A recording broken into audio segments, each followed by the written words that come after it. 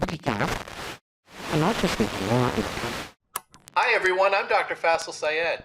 And I'm Dr. Dan McCarter. And you're listening to Faisel and Friends, where we believe access to primary care is a right, not a privilege. Faisel and Friends is brought to you by Primary Care for America, a diverse collaboration of innovators leading the way towards comprehensive, continuous, and coordinated primary care. Today, we're talking to Dr. Jeff Brenner, CEO at the Jewish Board, about From Pain to Purpose, transforming trauma into healing. Let's get started. Hello, Dr. Dan. Hey, Faisel. How are you today? I am doing great. And Dr. Brenner, it's so good to have you back on again. Great to see both of you. One of the points that you mentioned that really stuck out to me was about like how in healthcare we're coordinating to nowhere, essentially. It's such a powerful statement. And I'd love to just start off with that. Like, what did you mean by that? And how did that insight shape your approach with the Camden Coalition and just in general with healthcare transformation, the healthcare transformation work you're doing? Yeah, I think there's just from the advent of managed care in the 80s and 90s through much of my career, and I'm sure your careers as well, I think there was a broad recognition across the healthcare community that care is really disorganized. And anyone with a sick relative can relate to that. And anyone who's been a provider where someone comes clutching a bunch of paperwork and they're confused and they've got a bag of medicine. You know, we've had this experience both as family members, caretakers, as well as care providers. Hands down, the American healthcare system is uncoordinated. Part of the reason is our own success, which is we can do extraordinary things for people. We can pull them back from the brink of death. We have incredibly successful treatments. We have amazing tests and procedures and things we can do, but along with that has become this profound complexity, and people get lost in all that complexity. So I think at some point there was an insight and I'd say hypothesis that if we throw this group of people at this problem called care coordinators, we're going to magically fix the system. It's going to all smooth out. And it's like a calendar problem. If you just finally get organized and you know who you're supposed to see and when you're supposed to see them, and this paper gets to this person and all the providers talk to each other, magically care is going to be amazing. And our first attempt to solve that was managed care. So we were going to pay insurance companies to untangle the mess, get it all coordinated. They were going to have care coordinators, and you were going to have a PCP, a primary care provider assigned to you, and that whole thing was going to solve this. And I think it was a good hypothesis. We ran the experiment, but it hasn't panned out the way we thought. And then we threw more care coordinators at it, and then the government created codes in Medicare for care coordination. Now, I'm sure you've had the experience where you stay late in your office and you call a long-term patient that you've had for a while because you got a test result back, you explain the test result, maybe you stayed late and had a family meeting and you actually met with their kids and helped to sort things out, and you knew that was value added. So you're like, care coordination, I do that, that's great. But we kept adding more care coordinators and more layers of care coordination. So the hospitals have care coordinators, the subacute rehab has care coordinators, your primary care office has care coordinators, managed care has care coordinators. But we haven't really untangled all this. Now we just have legions of care coordinators all talking to each other, and the system is even more confusing. They're not necessarily talking to each other, so that's right. Coordination is not necessarily coordinated. I'm sorry, I didn't mean to interrupt you. I wish I could get them to all talk to each other, but anyway. I agree. I mean, we have care coordinators managing the care coordinators now. I mean, it's kind of insane. So it's like we let this hypothesis run away from us, and we didn't get back to the question is, what does good care look like? And I think that's the journey that we were on in Camden, which is coming from a small primary care office. I had some idea that when I had a really hard case in front of me and I spent a lot of extra time that was unbillable leaning on that case, I could improve the outcomes. And we built a end-to-end model in which we met you right at the hospital bed, followed you in your journey out of the hospital if you were a high utilizer. We went with you to all your appointments, and we tried to make the system work for you. And it turned out that when my staff went with our clients to all those appointments, my colleagues, who I knew well, said the most off-color things to people who utilize the system too much. And a common theme we're noticing is that people who overutilize healthcare have really high levels of early life trauma. And we used to call them the difficult patient. That used to be the the moniker for them back when we were in training. And actually, they have a ton of early life trauma. They've got a lot of psychosomatic symptoms. They get a lot of testing. They get a lot lot of doctor appointments. And all this care coordination may actually be speeding them to more unnecessary care because the people providing care aren't really equipped to deliver the kind of care that these people need. So I think over and over and over, we saw care needs amongst outliers that were not being met by the system. And care coordination is just a single solution to a single problem. And it's become a catch-all solution to all problems. And just throwing more care coordinators and care coordinators and care coordinators may just be speeding a lot of people in to more unnecessary care. So there came a moment in the Camden Coalition in our RCT where I had a really haunting worry, which is maybe we were causing damage, that having care coordinators speed you up to more unnecessary appointments, more unnecessary testing, more unnecessary medication may hurt you. That's pretty worrisome. It's interesting. You're right. It was one of the things when Faisel and I both worked with ChenMed, the people who were really good in getting good outcomes, one of the mantras was change one thing, sometimes two, but never if ever three things. If you need to change more things, you need to bring them back, because that would mitigate the tendency to write 5 prescriptions and send off 3 consults, right? And just do that. It was about building the relationship and doing the things that really needed to be done to make a difference. And I've never thought about it, but that's what you're talking about, is you're more efficiently doing more unnecessary care. And that's not necessary. That's almost by definition not going to produce better outcomes. That's right. There was also a lot of behavioral health needs and addiction needs that were beyond the ability of our community system to handle. It turns out that a lot of behavioral health systems don't handle trauma very well. The staff are not very well trained in it. So providers, we're not well trained in trauma, and we see a lot of it. We just don't recognize it. People have had physical abuse, sexual abuse as children. We miss it. And the mental health system is not well trained in it either. The addiction system is not well trained in it. We would send people out for referrals, and the system was not, they were not getting the quality of care that they needed to get the issues actually addressed. Yeah, because the system is designed to react to or respond to a chief complaint. And it's exactly whatever the patient tells us. And then the entire visit is based on that chief complaint rather than taking the time to look at what you're mentioning, like the unmet behavioral health need or the unmet social need. And so we end up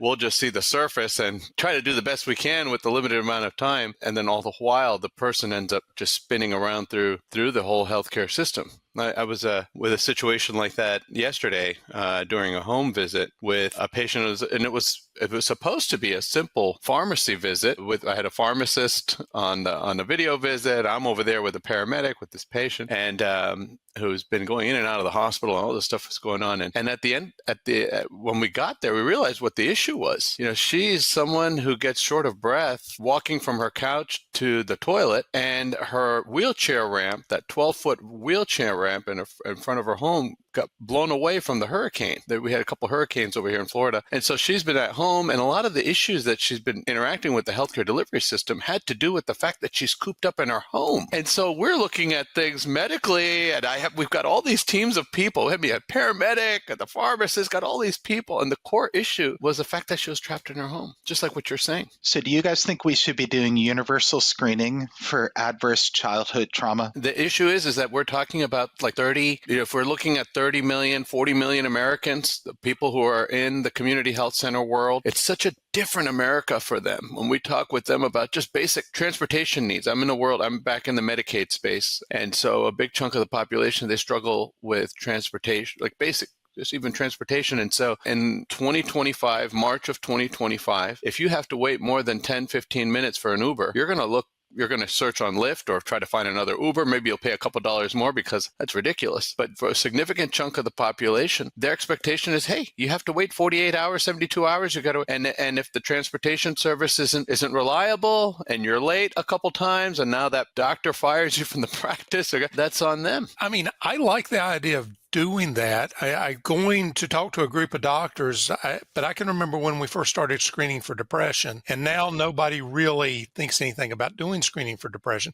Nobody wanted to do it because they said, we don't know what to do if they're depressed. Shocker, everybody learned how to prescribe SSRIs, right? So the question that will be the pushback we'll get if we say we want to screen everybody. And it was probably not just adverse childhood experiences. It's probably full the sort of the full spectrum for social determinants, don't you think? Or do you think it's just the ACE? I could make a case for screening for both. If I had to screen for one or the other, I'd screen for ACEs. Okay. And then if we're going to do that and say we had a group, Faisel with a group of Medicaid patients or me with a group of academic physicians, how do we get them to prepared to deal with the answers that come out of it? Let's role play. Let's pretend you're a patient and you have a ACE score of 6, which would be pretty high, right? Right. With an ACE score of 6 out of 10, your statistical risk of IV drug use, of suicidality, of chronic substance use, of alcoholism, of chronic disease, poorly controlled chronic disease is very high. So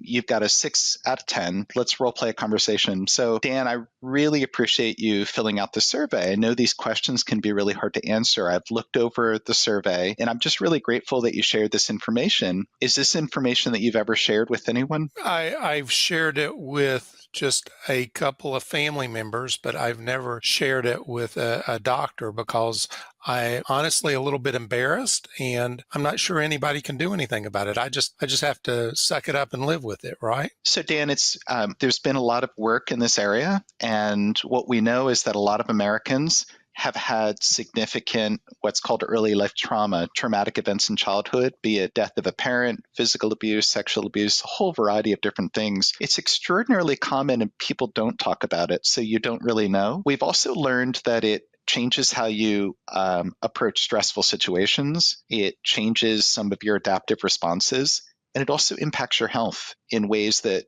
we used to not realize. It puts you at higher risk for chronic illnesses. It makes you at higher risk for smoking and drinking, and it can make you age more quickly than the rest of the population. The good news is that it doesn't have to be that way, that there's a bunch of things that you can do to impact that. So I want to leave the door open to you when you're ready to talk more about this and to think about some steps that you could take that would mitigate some of those risks. So you're absolutely right. You can't erase your past, but you don't have to ignore your past. There are some proactive steps that you can take to make sure that you age well, that your health is not affected by the things that have happened to you. And we absolutely know that things that happen to you in childhood can affect your health later in life. You know, we've been working together for a while on helping you control your diabetes, your blood pressure, and you've struggled with these things. And I think these are related. So I think we would have an easier time controlling your diabetes, controlling your blood pressure, and helping you tackle these things if,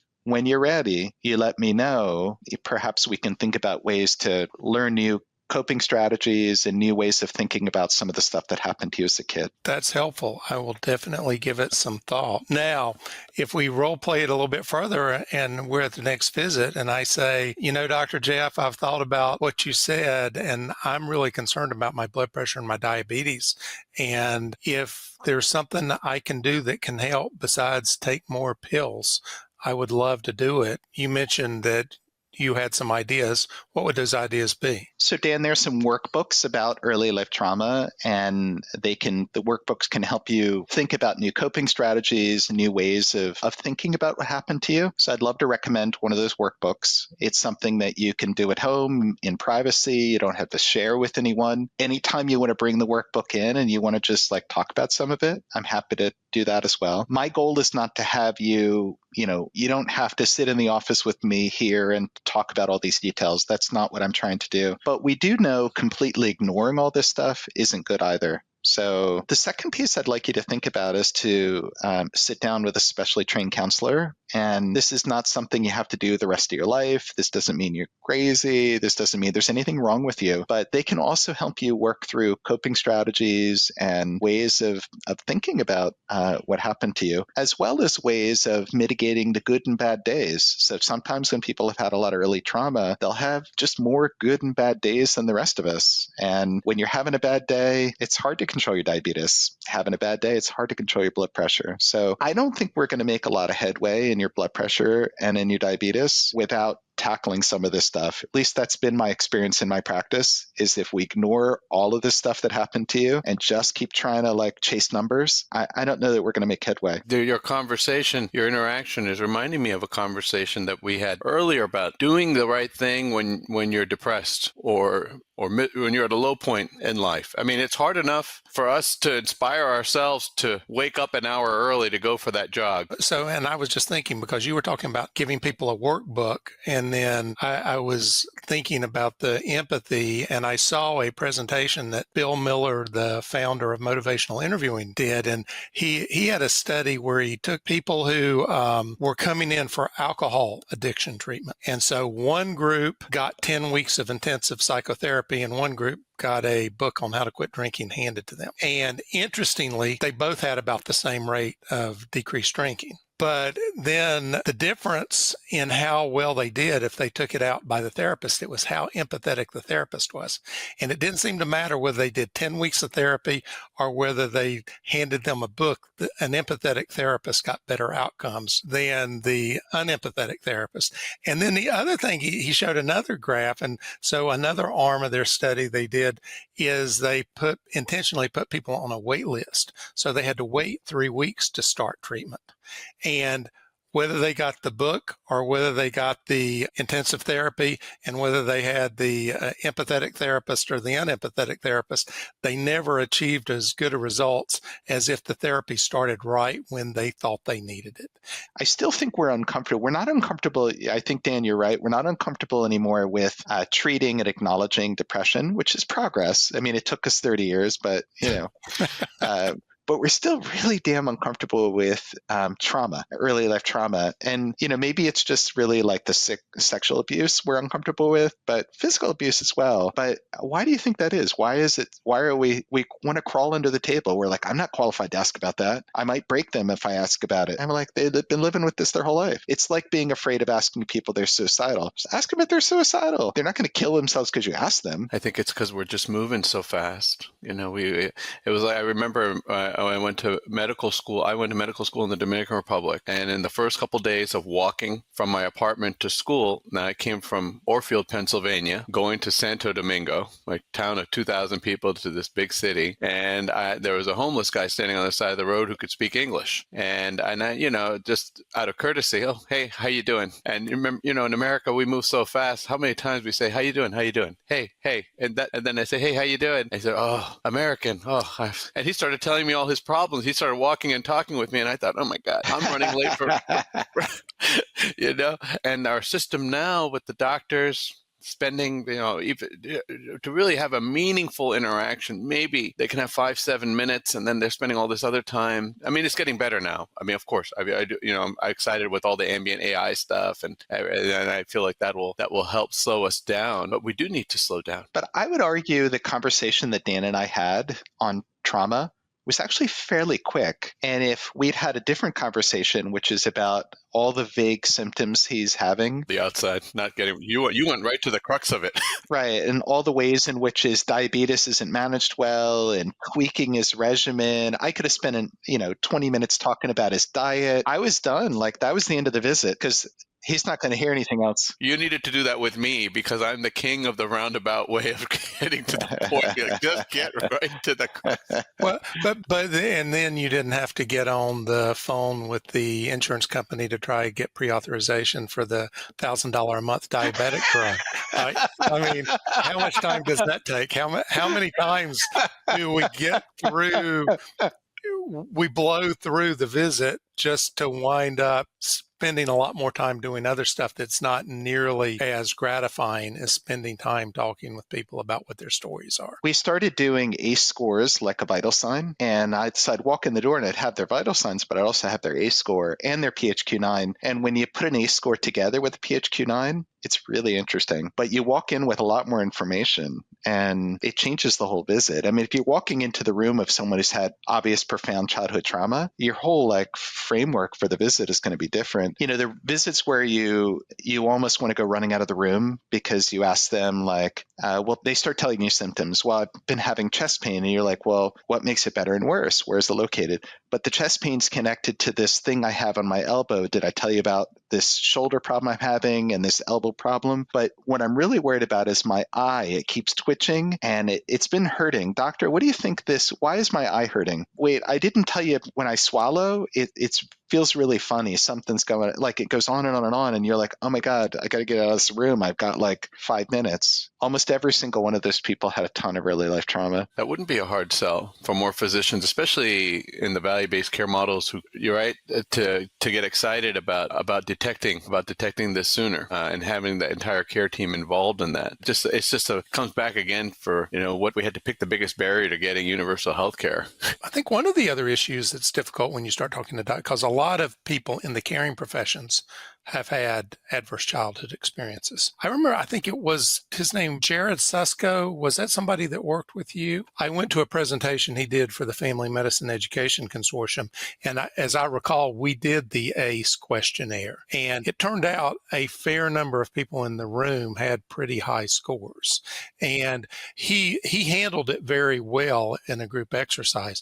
But I mean, we have to get the educators prepared to do that, and we have to deal with our own stuff before we can help other people deal with their stuff, right? Dan, that's a big deal. I think you've nailed it. I think that's really, really true. I think there's a significant number of folks. So I think that's step one. So if somebody was interested in working on this, if one of the students or residents listening to us, what would you suggest? Being that obviously find like-minded people at the institution you're at, but if not, where would they look for more information on this as to how they can start incorporating this into their interviews with patients and stuff like that? There's a wonderful body of medical literature. There are literally thousands of articles, extremely high-quality science, connecting now the biology so that we understand more and more how kids are affected. There is epidemiological evidence. And then there's just wonderful writing about how various clinicians are starting to use this in their practice. So the current Surgeon General in California, Nadine Burke, did some wonderful work making ACE screening a standard part of her pediatric practice. And there's a great New York article that writes about her experience doing that. I think we're past the idea that this is experimental or fringe or a crazy idea. I think if you're a clinician listening to this and you'd like to try it, download the ACE survey, talk with your medical assistant about it, and the next 5 patients that you see, just have your MA give them a pencil and, get their ACE score. Now, you are not responsible for getting the details of those traumas. That is not what this is about. All you need to do is get the score, acknowledge it, explain to the patient that you're sorry that this happened to them, that they didn't deserve this to happen. You really appreciate them sharing it and that it can affect their health. Share with them a little bit of the details. You can download a one-pager on ACE scores and how it increases your risk. Say it may increase risk, but this isn't a guarantee. There are plenty of things that you can do to mitigate the risks. Whenever you're ready and you want to talk about that, I'm here for you. And that's it. That's all you need to do. But the only way to do it is just try it and see what it feels like as a clinician. And you'll find out. I had very positive experiences talking to people who were really appreciative that someone screened them. The original study was done at Kaiser Permanente by Filippi, and they screened 17,000 people by sending a survey to their home. And they were middle-class Kaiser patients, and 70% of them had at least one adverse event. And they had a really high response to the survey because I think people want someone to bear witness to them. And when an authority figure, their clinician, sends them a survey, this is a failure of authority, meaning that your parents are authority figures, and in your household there have been traumatic events that are a breakdown of the trust you have for authority figures. Clinicians are authority figures, and having a clinician bear witness to trauma that's happened to you in your life as a kid can be very powerful. Just destigmatizing it alone can be very powerful, I think. Wow, Dr. Brenner, thank you so much. What a conversation. This was great. You know what I'm going to be doing, Dr. Dan? I'm going to take this to, I have at least the Florida market that I can influence, and then maybe, who knows, I can do it in other markets across the country. This is wonderful. The pre-selected population you guys had, City Block, 100% of them will have, probably 3 or 4 at least adverse events, and people will appreciate it that their clinician brought it up, was aware of it. You can't fix it. It's happened, but you can acknowledge it, and that's really powerful. What a way to earn trust. Thank you so much, Dr. Brenner. This was excellent. Thank you, guys. What are your thoughts on From Pain to Purpose, Transforming Trauma into Healing. You've heard ours. Now we want to hear yours. Email us at faiselandfriends@gmail.com, and your question could be featured on the podcast. If you like this episode, leave us a review and tell us how we're doing. And don't forget to subscribe wherever you listen to podcasts so you never miss an episode. Connect with us on social media by following Faisel and Friends. And follow Primary Care for America on LinkedIn and Twitter. I'm Dr. Faisel. And I'm Dr. Dan. And thanks for listening. This podcast is brought to you by Primary Care for America Collaborative and produced by Split Prism Productions.